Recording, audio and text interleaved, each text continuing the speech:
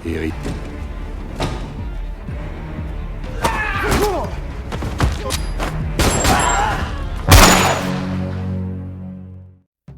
Halo, apa kabar semua? Semoga kalian sehat. Kali ini saya akan menceritakan film Kali tahun 2024 yang masih anget-angetnya untuk ditonton. Bercerita tentang seorang mantan pasukan khusus Prancis yang keluarganya dibantai dan sudah jelas ia akan menuntut balas. Oke, tanpa berlama-lama kita gaskan saja ke ceritanya.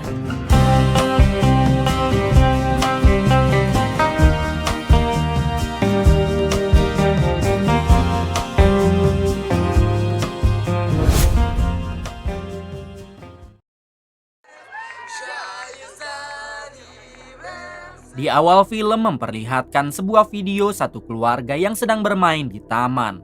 Terlihat keluarga itu yang sangat bahagia, namun sayangnya itu semua hanyalah video kenangan dari seorang wanita bernama Lisa, ini orangnya. Terungkap fakta kalau Lisa ini adalah mantan pasukan khusus Prancis dan saat itu ia sedang berkonsultasi dengan dokter psikiater. Diberitahu baru 6 bulan Lisa kehilangan anaknya disebabkan oleh penyakit kanker yang membuat Lisa menjadi depresi. Karena alasan itu jugalah Lisa memutuskan pensiun dari pasukan khusus Prancis lalu berobat ke dokter psikiater. Tak lama si dokter bertanya di mana suami Lisa sekarang. Lisa menjawab kalau suaminya sedang bertugas di Rio, Brazil. Karena ia adalah agen operasional bea cukai. Sudah 3 bulan suaminya berangkat dan baru esok hari ia akan kembali pulang. Bien, Lisa, mais j'aimerais bien qu'on... Si dokter yang ingin membuat perasaan Lisa happy, ia pun meminta Lisa untuk menceritakan bagaimana dia bertemu dengan suaminya dulu. Lisa menjelaskan kalau dirinya dan suami pernah melakukan misi gabungan saat melawan mafia di Amerika Selatan. Semenjak saat itulah Lisa dan si suami saling jatuh hati hingga akhirnya menikah. Setelah menceritakan hal tersebut, Lisa pun bisa tersenyum karena ia teringat lagi dengan kenangan masa indah bersama suami. La première fois que je vous vois sourire. Adegan berpindah ke Rio, Brazil dan kita akan diperkenalkan dengan suami Lisa yang bernama Eric, ini orangnya. Rupanya saat ini Eric sedang diburu oleh para anggota kartel yang dipimpin oleh seorang pria bernama Pek Xiao.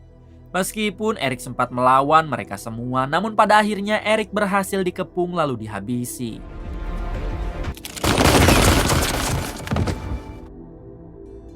Beberapa jam kemudian memperlihatkan seorang kepala intelijen Prancis bernama Susan yang baru mendapat kabar tentang kematian Eric, suami Lisa. Eric, Johnson, t'es sûr de toi? Oui, je suis sûr. Il est battu devant l'ambassade à Rio tout à l'heure. Dengan cepat, Susan segera mendatangi rumah Lisa untuk memberitahukan tentang kabar kematian Eric. Di sini Susan menjelaskan jika Eric tewas akibat Eric berselisih dengan pasukan kartel yang dipimpin oleh Pek Xiao. Namun menurut informasi memang selama ini Eric telah terlibat dengan kartel itu dalam mengedarkan barang haram. Lisa yang tahu betul dengan suaminya tentu tidak percaya dengan apa yang telah terjadi. Kemudian Susan mengatakan jika besok pagi ia akan membawa Lisa ke Brazil untuk mengidentifikasi langsung jasad Eric. Sebab sampai sekarang jenazahnya masih belum bisa dibawa pulang. On doit y aller pour l'identifier. Setelah itu Lisa mencoba mengecek tentang kabar Eric melalui internet termasuk Pek Xiao, si pemimpin kartel yang telah menghabisinya.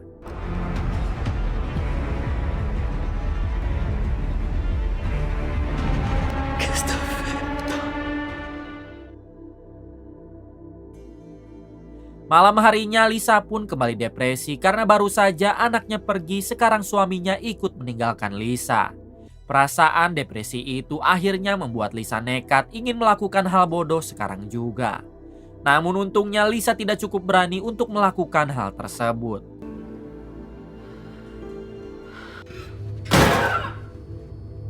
Di waktu yang sama tak sengaja Lisa menemukan obat tidur Pubec milik Eric yang diproduksi oleh perusahaan farmasi bernama VDA.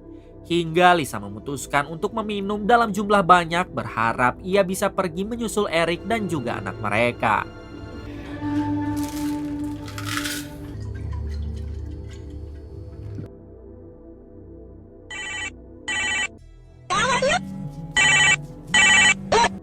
Keesokan paginya, Lisa yang dikira bakal koit ternyata ia masih sehat walafiat dan terbangun setelah mendengar suara dering telepon dari Susan.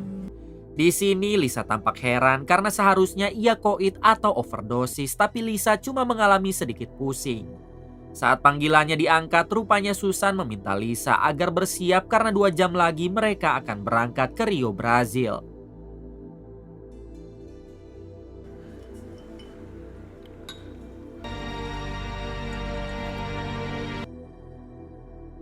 Singkat cerita, Lisa dan Susan kini tiba di Rio, Brazil dan mereka berdua langsung menuju rumah sakit lalu ke ruangan otopsi. Sebelum mengecek jenazah Eric, salah satu agen memberikan barang-barang penting milik Eric kepada Lisa seperti dompet, cincin pernikahan, dan juga ponsel yang sudah rusak. Selanjutnya Lisa melihat jenazah Eric namun ia tak kuat menahan tangisannya.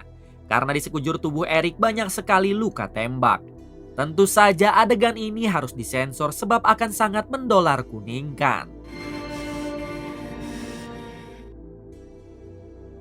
Hari berikutnya saat di hotel, Lisa langsung memeriksa ponsel Eric yang sudah rusak demi bisa mengetahui semua isinya. Setelah berhasil meretas ponsel Eric, di dalamnya ada sebuah video wawancara yang menjelaskan mengenai obat-obatan dari perusahaan farmasi VDA. Video itu menjelaskan kalau perusahaan farmasi VDA telah banyak memalsukan obat yang beredar serta meraih keuntungan miliaran dolar. Bukan hanya itu, Lisa juga menemukan banyak email yang membahas tentang perusahaan farmasi tersebut. Sontak Lisa langsung teringat dengan obat tidur Fubex dari perusahaan VDA yang ia minum dan obat tersebut memang sama sekali tidak berefek kepada Lisa. Di sini Lisa curiga kalau Eric dihabisi bukan karena berselisih dengan para kartel, melainkan karena Eric sedang mengungkap kejahatan dari perusahaan VDA. Siang harinya Susan mengajak Lisa untuk kembali pulang ke Prancis. Namun Lisa meminta Susan agar pulang duluan dan ia masih ingin tinggal di sini 1 minggu lagi. Lisa beralasan kalau dirinya ingin liburan dulu untuk merefresh pikirannya yang sedang tak karuan. Akan tetapi setelah Susan pergi, Lisa memakaikan kalung Dewi Kehancuran pada lehernya, yang menandakan jika dirinya bukan ingin liburan melainkan membantai semua orang yang telah menghabisi Eric, suaminya. Di hari selanjutnya, Lisa pergi ke kantor polisi untuk menanyakan tentang kelanjutan kasus suaminya tersebut. Polisi di sana menjelaskan kalau di negara Brazil selalu ada kasus pembunuhan dalam 15 menit sekali. Hingga mereka tidak hanya fokus mencari pelaku pembunuh Eric, suami Lisa. Polisi itu juga mengatakan kalau mereka masih dalam tahap pencarian Pek Xiao, yaitu si pemimpin kartel yang sudah menghabisi Eric. Ketika Lisa akan beranjak pergi, diam-diam ia mengambil foto Pek Xiao karena Lisa berencana akan mencari Pek Xiao dengan caranya sendiri.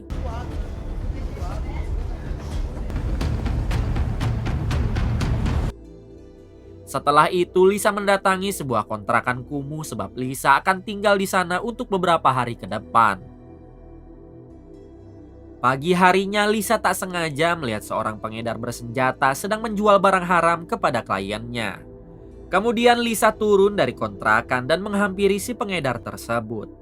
Di sini Lisa bertanya dari mana ia bisa membeli senjata dan si pengedar yang tahu Lisa mempunyai uang, ia pun segera membawa Lisa.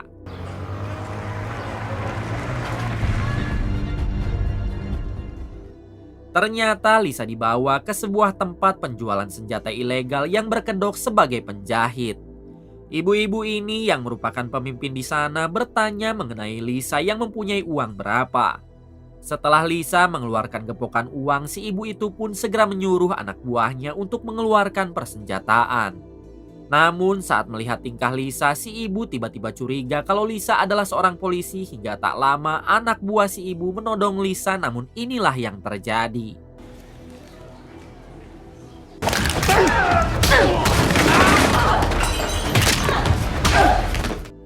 Setelah berhasil melumpuhkan para anak buah si ibu, Lisa bertanya di manakah dia bisa bertemu dengan Pek Xiao. Si ibu yang ketakutan akhirnya memberitahu kalau Pek Xiao adalah pemimpin kartel dari wilayah timur dan Lisa bisa menemukannya di sana. Vermelho Gang.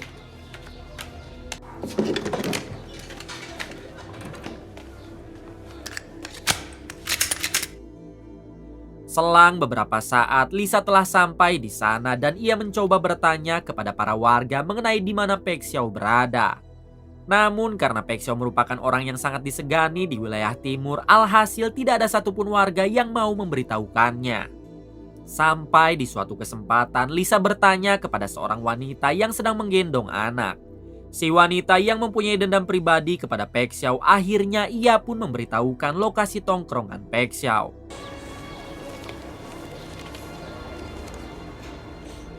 Tak lama Lisa dapat menemukan Pek Xiao yang saat itu sedang bersenang-senang bersama dengan teman-temannya. Di sini Lisa tetap memilih diam sampai Lisa mengikuti Pek Xiao ke sebuah klub milik kelompok Pek Xiao.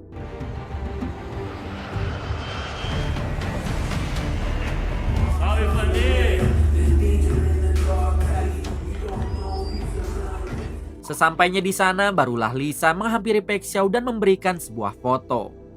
Une visite guidée par une vraie célébrité. Saat dilihat, ternyata foto tersebut milik Pek Xiao dan ia pun bertanya kenapa Lisa mendatanginya. Dengan cepat, Lisa mengeluarkan granat dan mengancam Pek Xiao untuk memberitahu tentang kematian Eric. Namun Pek Xiao menolak dan malah menyuruh anak buahnya menyerang Lisa.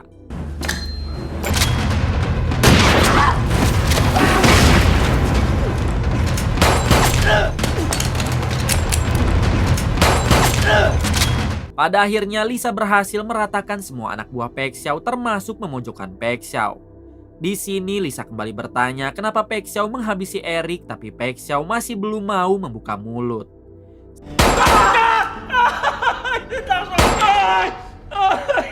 Setelah mendapatkan penyiksaan yang cukup ekstrim, alhasil Pek Xiao mau menceritakan semuanya kepada Lisa.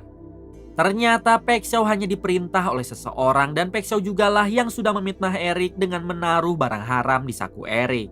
Sehingga semua orang menyangka kalau Eric terlibat peredaran barang haram bersama dirinya. Mendengar hal itu, Lisa bertanya siapakah yang sudah memerintah Pek Xiao. Pek Xiao yang berharap diampuni, ia pun mengatakan jika orang yang memerintahkannya adalah seorang inspektur polisi bernama Louis. Namun setelah mendapatkan informasi tersebut, Lisa pun mengambil ponsel Pek Xiao lalu tanpa ragu menghabisinya. Je suis morte et enterrée. Le cercueil, tu préfères ouvert ou fermé? Adegan berpindah ke Louis, yaitu inspektur polisi yang sudah memerintahkan Pek Xiao untuk menghabisi Eric, suami Lisa. Tak lama ia mendapatkan telepon dari nomor Pek Xiao hingga Louis bergegas keluar kantor untuk mengangkat teleponnya. Saat sudah di luar, Louis pun mengangkatnya, tapi ternyata itu hanya akal-akalan Lisa saja agar Lisa tahu yang mana Louis. Setelah itu, Lisa pun diam-diam mengikuti Louis sampai ia mengetahui di mana rumahnya.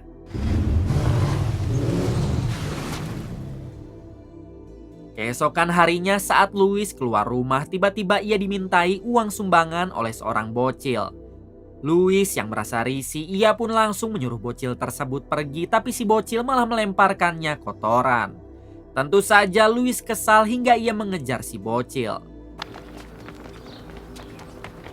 Kemudian si bocil itu membawa Louis ke sebuah ruangan bawah tanah hingga berhasil membuat Louis terjebak di sana.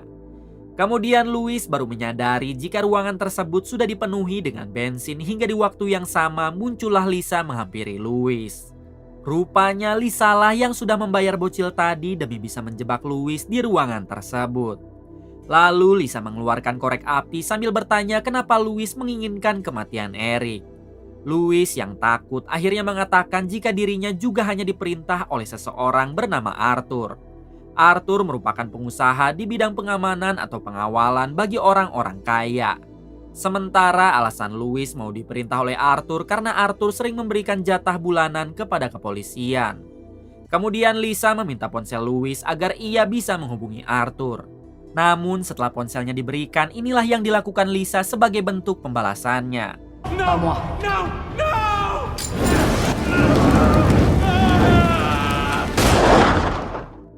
Malam harinya memperlihatkan Lisa yang sedang mengecek semua identitas mengenai Arthur. Lalu Lisa pun menghubungi Arthur dengan alasan ia ingin menyewa jasa perusahaannya yang bergerak di bidang pengawalan dan keamanan.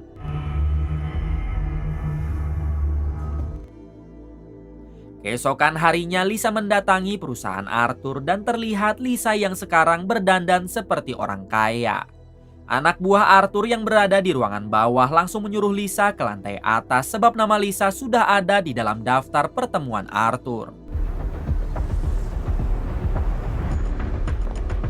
Singkatnya, Lisa bertemu dengan Arthur, ini orangnya.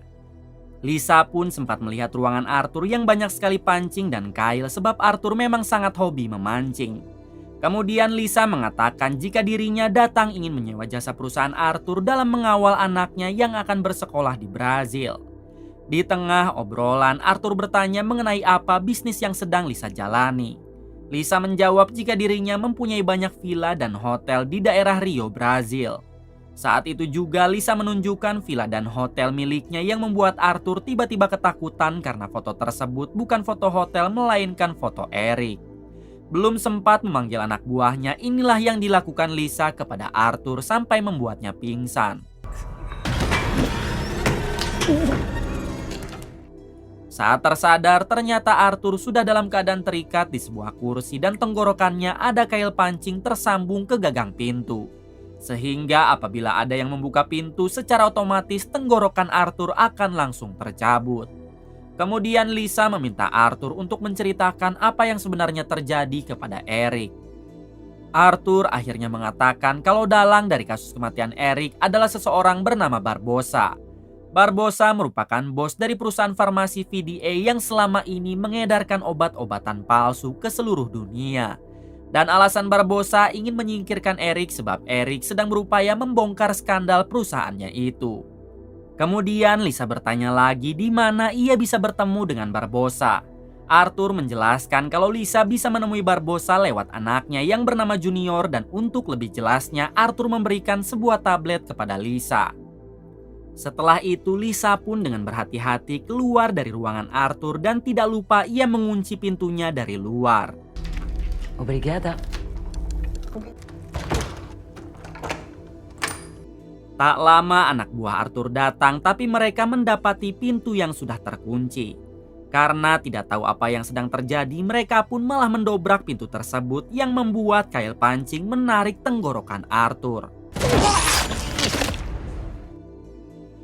Di sisi lain, Lisa sendiri berhasil keluar dari sana sebelum para anak buah Arthur yang ada di ruangan bawah menyadari perbuatan Lisa. Beberapa jam kemudian, kabar tentang kematian Arthur mulai tersebar kepada polisi. Para polisi juga sekarang sudah tahu kalau pelakunya adalah Lisa yang wajahnya sempat terekam melalui CCTV dan Lisa sekarang resmi menjadi buronan. Bukan hanya itu, Barbosa si pemilik perusahaan VDA juga sudah mendengar kabar tersebut. Lantas ia meminta anak buahnya untuk lebih memperketat penjagaan. Di tempat lain, Lisa ternyata sedang berupaya untuk menangkap anak kandung Barbosa yang diketahui bernama Junior. Saat itu Junior sedang diantar oleh satu pengawal setianya menuju ke sebuah tempat. Sampai di suatu kesempatan Lisa berhasil memojokkan pengawal Junior. Di sini Lisa awalnya ingin menghabisi si pengawal Junior, namun si pengawal memohon agar putranya yang ada di mobil diminta untuk keluar dulu. Hingga Lisa yang merasa kasihan, ia pun tidak jadi menghabisi si pengawal Junior yang membuat si pengawal berjanji kalau dirinya pasti akan membantu Lisa. Bahkan si pengawal itu juga memberikan kartu namanya kepada Lisa.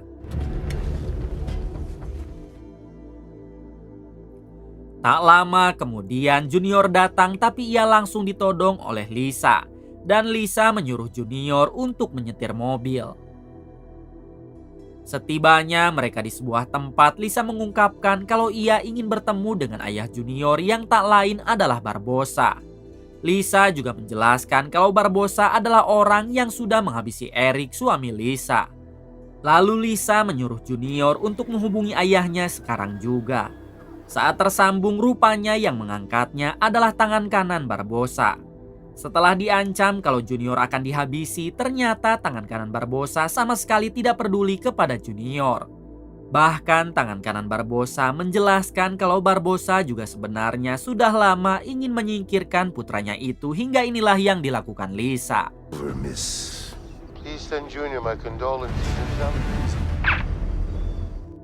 Lisa tampaknya tidak jadi menghabisi Junior dan sekarang Junior balik ingin membantu Lisa. Junior juga mengatakan jika dirinya bersedia membawa Lisa menuju pabrik perusahaan VDA yang berlokasi di tempat terpencil. Me levei até lá. Of course. Singkat cerita, Lisa dan Junior akhirnya tiba di perusahaan VDA. Junior yang merupakan wakil direktur tentu dapat dengan mudah bisa masuk ke dalam pabrik. Di sini Lisa langsung memasang sebuah bom sebelum mereka menjelajahi pabrik tersebut. Tak berselang lama seorang tentara bayaran menyadari kalau Junior telah membawa Lisa yang sekarang menjadi buronan. Avisa ao seu Barbosa que o Júnior acabou de chegar.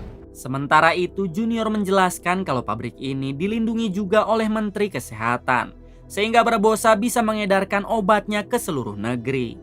Junior juga menjelaskan kalau Barbosa telah memperbudak warga desa serta anak-anak untuk dipekerjakan paksa dan diawasi langsung oleh para tentara bayaran.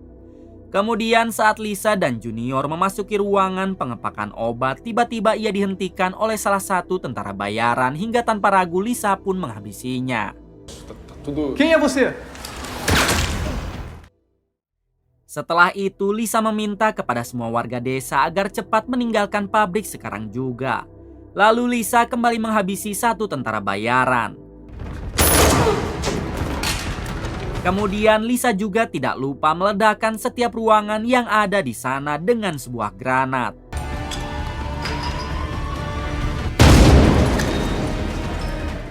Sampai di suatu ketika peperangan akhirnya terjadi antara Lisa melawan para tentara bayaran tersebut. Sayangnya di insiden ini Junior berhasil tertembak oleh mereka. Hingga Junior yang merasa tidak akan selamat, ia pun meminta Lisa untuk memberikan sebuah granat serta menyuruh Lisa pergi secepat mungkin. Go!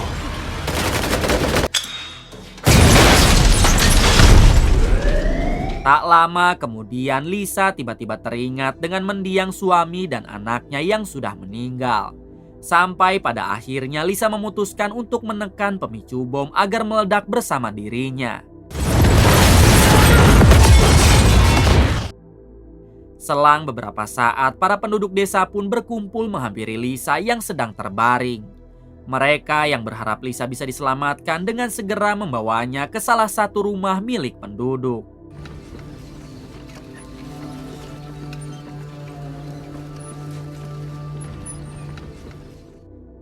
Singkatnya, Lisa ditampung oleh seorang ibu-ibu yang mempunyai satu anak perempuan dan si ibu sudah memanggil dukun kampung guna mengobati Lisa. Ketika sang dukun memeriksa Lisa, ia pun menyadari kalau saat ini Lisa sedang mengandung seorang anak dan sang dukun pun mulai berkomat kamit sambil memberinya ramuan. Di alam bawah sadarnya, Lisa bermimpi bertemu dengan Eric dan juga putranya. Namun saat Lisa hendak menghampiri mereka, tiba-tiba Lisa melihat dirinya yang sedang hamil. Bersamaan dengan itu, Lisa pun akhirnya sadar setelah 12 jam dirinya mengalami pingsan. Di sini Lisa tampak kecewa karena mendapati dirinya masih hidup. Sang dukun langsung memberitahu kalau Lisa sedang hamil dan mungkin karena itulah Lisa ditakdirkan untuk tetap bertahan hidup.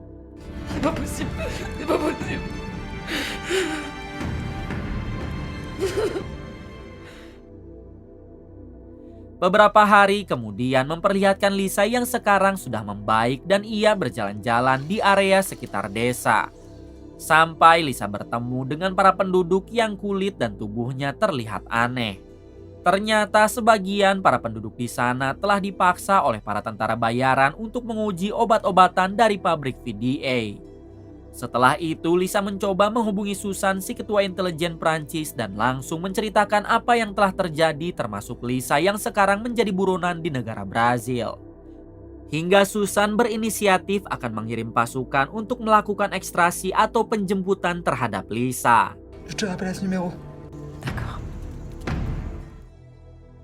Di waktu yang sama, Barbosa juga menyuruh anak buahnya agar mengirim lagi pasukan tentara bayaran demi bisa menangkap Lisa sebelum ia kabur dari negara Brazil. Querida família de volta pro sertão para comer pedra. Kembali ke Lisa yang diminta oleh Susan untuk bersiap karena sebentar lagi ada agen dari Prancis yang akan membawa Lisa menuju titik ekstrasi. Singkat cerita, Lisa dihampiri oleh agen dari Prancis yang kebetulan sedang bertugas di negara Brazil. Dan ia pun akan segera membawa Lisa. Namun sebelum itu Lisa tidak lupa berpamitan kepada seorang ibu dan anaknya karena merekalah yang selama ini menampung Lisa. Je vais m'en occuper, je te promets. Merci pour tout. Tak lama setelah Lisa pergi, tiba-tiba desa tersebut didatangi oleh para tentara bayaran suruhan Barbosa. Di sini ketua tentara bayaran yang bernama Jabal mengancam mereka supaya mau mengatakan di mana Lisa sekarang. Hingga salah satu warga desa yang ketakutan, ia pun malah menyuruh si ibu agar memberitahu di mana Lisa. Si ibu yang anaknya diancam akan dihabisi terpaksa memberitahu titik lokasi di mana Lisa akan diekstrasi. 2 jam kemudian Lisa dan agen dari Prancis telah sampai di titik penjemputan. Tapi ternyata di sana sudah ada sniper Barbosa yang berjaga di perbatasan lalu menyerang mereka.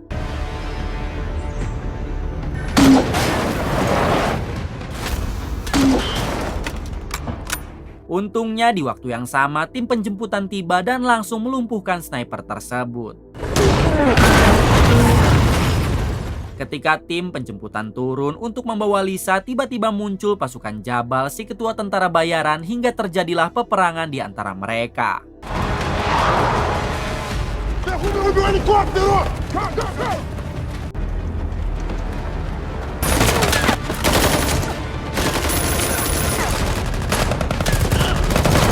Sampai di suatu kesempatan, Jabal berhasil menghabisi agen dari Prancis lalu memojokkan Lisa. Di sini Jabal menantang Lisa untuk berduel. Tapi hal tersebut tentunya kesalahan besar sebab Lisa dapat menghabisi Jabal dengan cara ini. Tak lama dari itu datang lagi 2 helikopter jemputan yang akan membawa Lisa pulang menuju Prancis.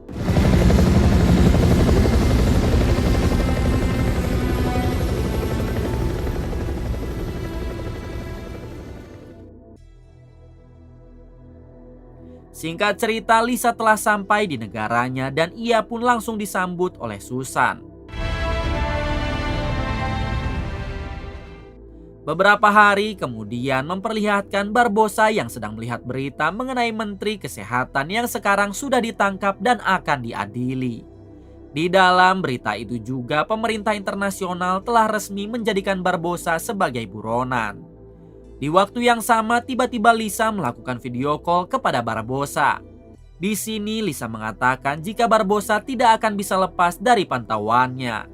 Namun sambil tersenyum Barbosa menjelaskan kalau dirinya tidak akan mungkin bisa dihabisi oleh Lisa yang sekarang ada di Prancis. Lisa menjawab kalau bukan dirinya lah yang akan menghabisi Barbosa dan tiba-tiba ternyata yang menembak Barbosa adalah pengawal junior yang waktu itu pernah berjanji untuk membantu Lisa. Beberapa tahun kemudian memperlihatkan Lisa yang kini hidup di hutan bersama anak kandungnya yang sekarang sudah beranjak besar. Saat ini ia memutuskan untuk hidup jauh dari orang-orang agar tidak ada lagi bekas musuhnya yang mengejar. Di waktu yang sama Lisa melihat bayangan Eric, suaminya, yang tersenyum kepada Lisa dan juga anak mereka yang telah tiada. Tamat. Terima kasih untuk semuanya yang telah menonton hingga akhir. Semoga kalian diberikan kesehatan dan rezeki yang berlimpah. Salam untuk semuanya dari Hampura Film.